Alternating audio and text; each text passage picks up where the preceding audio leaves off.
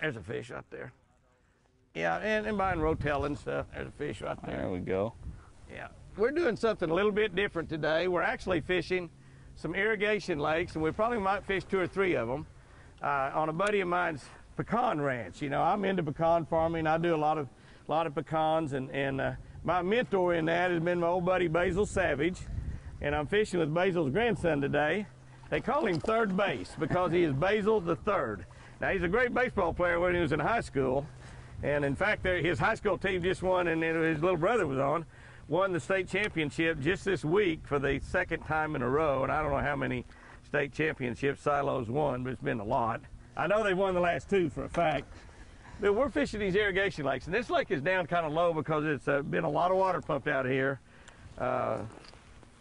Irrigating pecan trees, baby pecan trees primarily. You know, a pecan tree has a tap root, so they get down and get them a good water supply. But when they're babies, that tap root hadn't been developed, and so you got to irrigate them. And so, but these lakes have not been stocked. This is the amazing thing. And we're going to fish one after a while.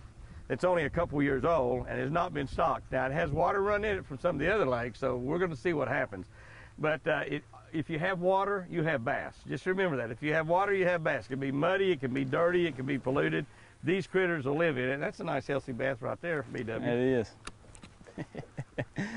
You know, BW, for years, Granddad always called you Third Base, and I thought, well, he must be a heck of a third baseman, you know? Right. And it took a long time for us to put it together. Yeah. That it'd be first Basil, second Basil, and third Basil. And the third Basil. I'm telling you. It's kind of cool. It's different. Does anybody else call you Third Base, or just your family? Just my family, mainly. It does get kind of confusing. People call up to the shop and ask for Basil. Well, it might go to senior or junior or me.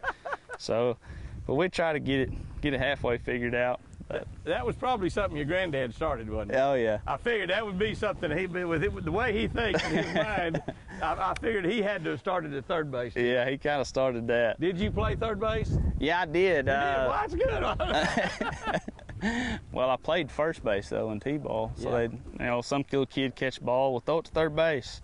Well, half the time they'd throw it to actual third base, and the other half they'd throw it to me. So it's about a half disaster. There's one right there. There's a fish. Come here, baby doll. Hey, there you go. Chunk. The bait we're fishing with is called a Hail Mary. It's a new bait by Lucky Strike. I've been trying to get them to build a real good lipless crankbait for years, and my buddy over there, Bobby Dennis, kept telling me, he said, I've got a great one. I've got one that's going to be great.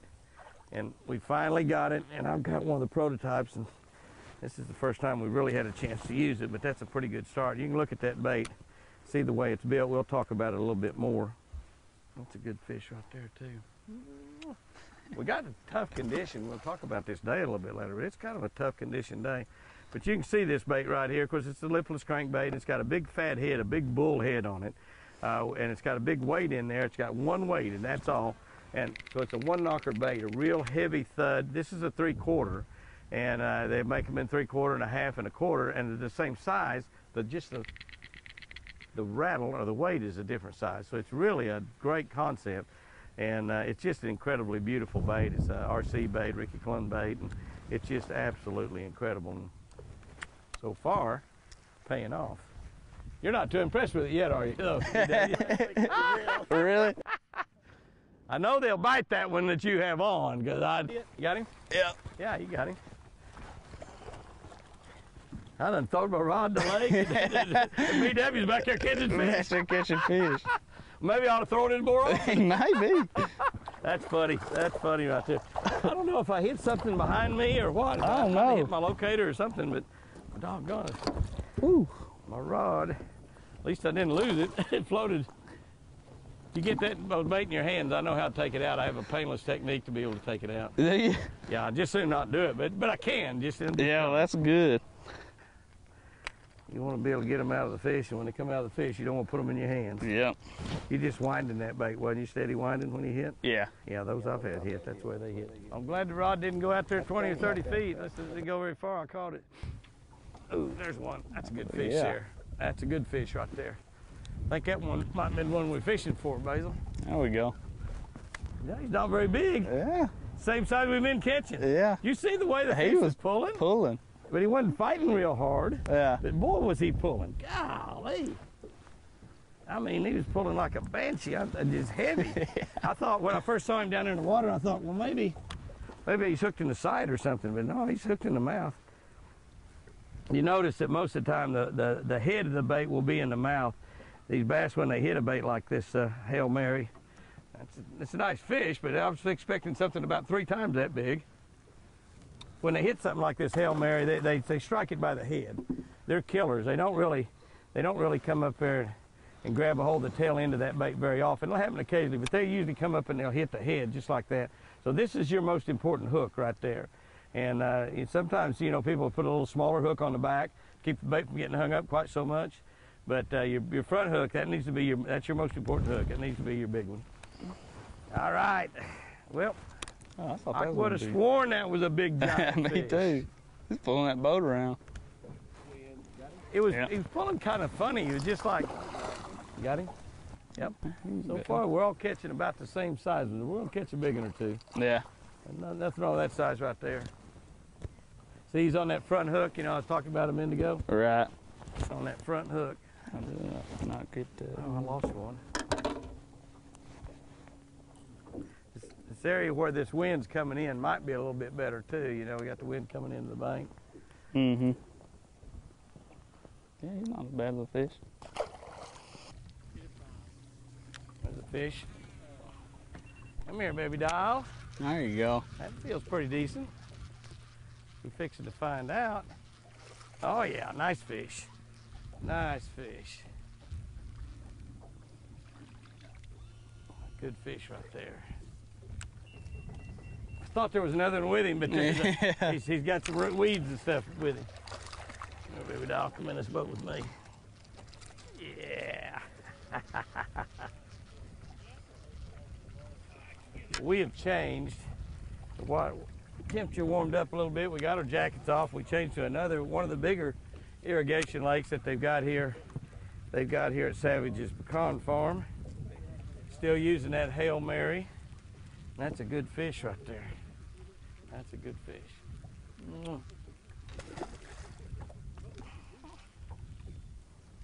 Third base, you kind of grew up knowing nothing but the pecan business.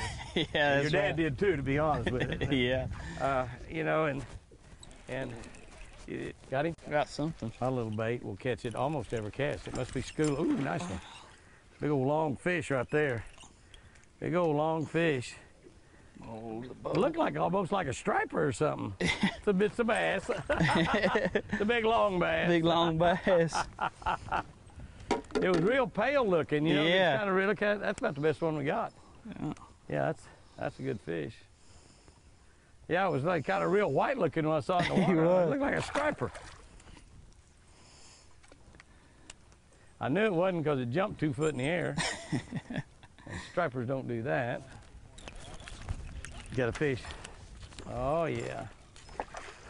They're working on that blade. Yeah. I'll just sit up here and watch you catch them. That'll be fine. That'd be all right. I'll tell everybody you have a great guide. Yeah, I got a great guide. Oh, you have a great guide up here. I might have to retake my spinnerbait back from you. I don't know.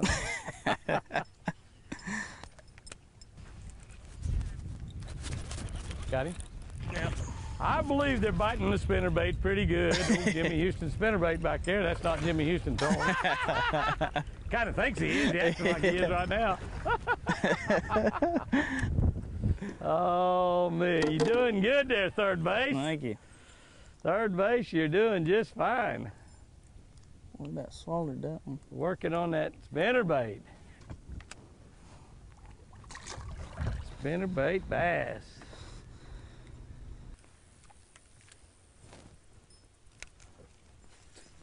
Oh, that didn't come up and got it on top. Not a big one. That's a pretty nice little fish, but not big. He wanted to play, by golly. Those fish are up in that brand new water. This water's come up a lot with the heavy rains that we had here in the area lately, and water's come up and those fish have got up there. All that new water and all that grass. It's hard to throw that little crankbait up there because there's just so much underwater stuff. It gets your bait just about every cast. But it's perfect type stuff to throw a spinnerbait up there and work a spinnerbait through. And that's the kind of stuff you're getting a hold of right there. Pretty nice throw. Try it again.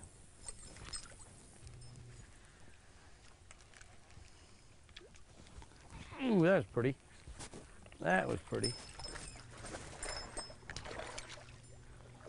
Come here, puppy dog.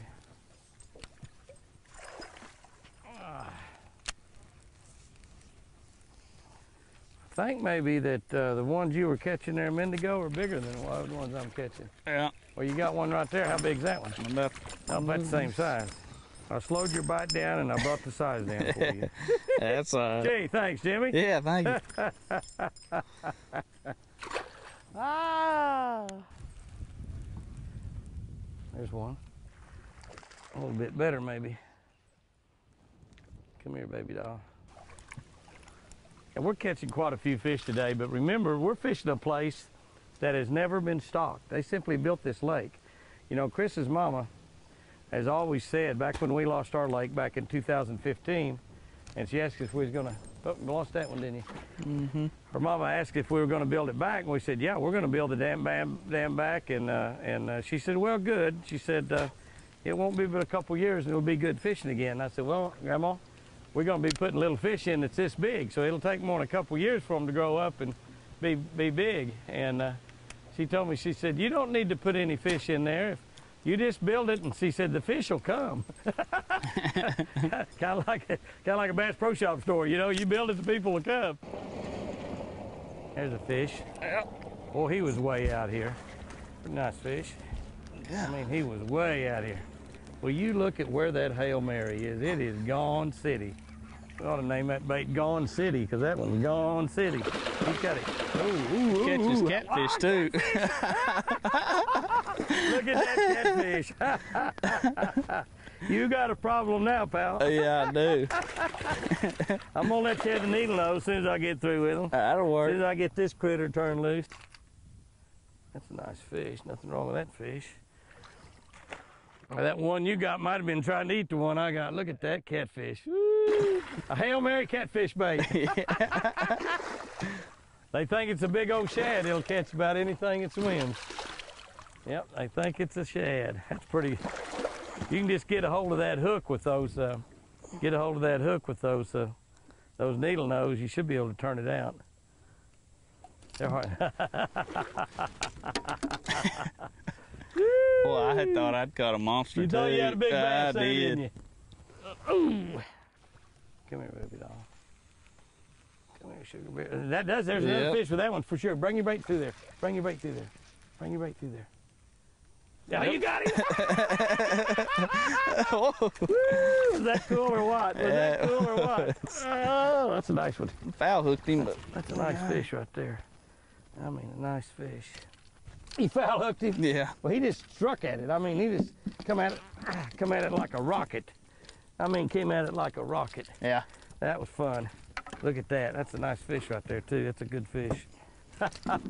I thought a minute ago I'd seen another fish with the one I had, but I was positive then on that one. I saw them both together at the same time. That's a good fish right there. You know, I missed one, and then and I dropped it. And when I did, another one got it, and there might have been 3 or 4 of them right there, I don't know.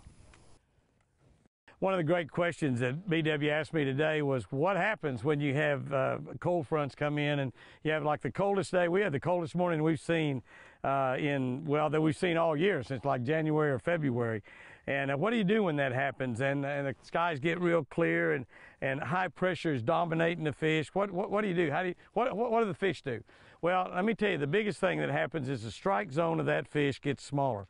The strike zone is that area around the bass that you have to get your bait into in order to get that bass to strike.